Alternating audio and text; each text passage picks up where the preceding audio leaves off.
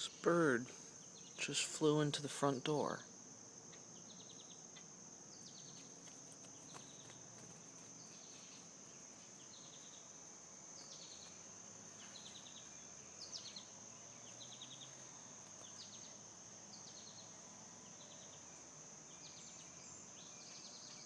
I don't know what to do.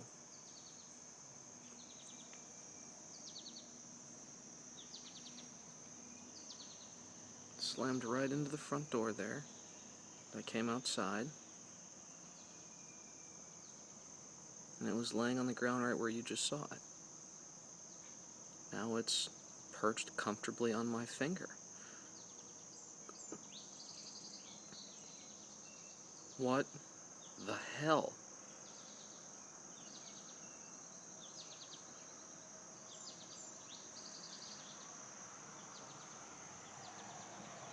Go ahead.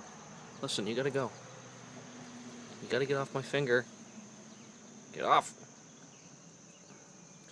I gotta get ready for work, so I gotta put this down.